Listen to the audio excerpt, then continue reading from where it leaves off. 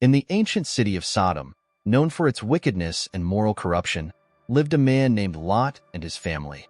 This story, found in the book of Genesis, chapters 18 and 19, takes us through the harrowing events leading to the destruction of Sodom and Gomorrah and the disturbing aftermath involving Lot and his daughters. This narrative delves into themes of survival, desperation, and the lengths to which people will go to preserve their lineage. Sodom and Gomorrah were cities notorious for their sinfulness, so much so that their names have become synonymous with immorality. The Bible tells us that God decided to destroy these cities due to their rampant wickedness. However, Lot, the nephew of Abraham, was living in Sodom. Abraham pleaded with God to spare the city if righteous people could be found within it. Ultimately, only Lot and his family were deemed worthy of salvation. One evening, two angels arrived in Sodom and were welcomed into Lot's home. The men of the city surrounded Lot's house, demanding that he hand over his guests so they could assault them. Lot, in an attempt to protect his guests, offered his own daughters to the mob, an action that underscores the severity of the situation and the moral complexities of Lot's character. The angels intervened, blinding the attackers and instructing Lot to gather his family and flee the city. At dawn, the angels urged Lot to hurry, telling him to take his wife and daughters and flee, lest they be consumed by the impending disaster. They were instructed to escape to the mountains and not look back.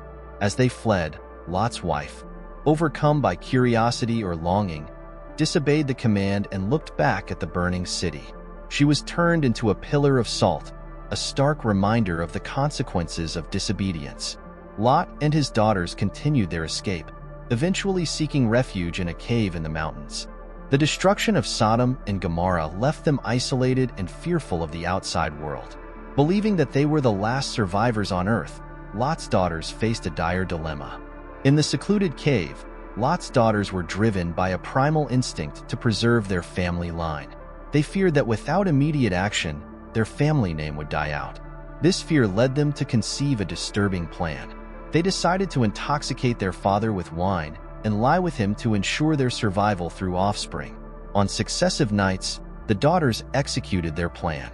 The eldest daughter went first, getting Lot drunk and then lying with him. The next night, the younger daughter did the same. Lot was unaware of what transpired, as he was inebriated and did not realize what his daughters were doing. This act of deception and desperation resulted in both daughters becoming pregnant by their father. The elder daughter gave birth to a son named Moab, who would become the ancestor of the Moabites.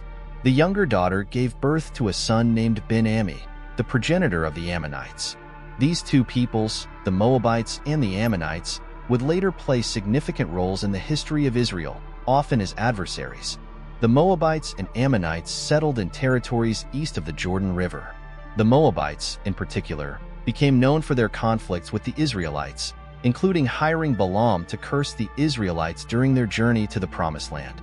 Despite these contentious relationships, there were moments of connection and reconciliation. The most notable example is Ruth, a Moabite woman who became the great-grandmother of King David, integrating the Moabite lineage into the very fabric of Israel's royal history. The story of Lot and his daughters is one of the most troubling narratives in the Bible. It raises difficult questions about morality, survival, and the human condition. The daughters' actions, while shocking, stem from a deep-seated fear and a desire to ensure the survival of their family line. This story highlights the complexity of human behavior in extreme circumstances. The themes of survival and desperation are evident as the daughters take drastic measures in a world that they believe has been obliterated. Their actions, while morally questionable, are driven by a profound sense of duty to their family and a fear of extinction. Moreover, this narrative serves as a stark reminder of the consequences of sin and the ripple effects of divine judgment.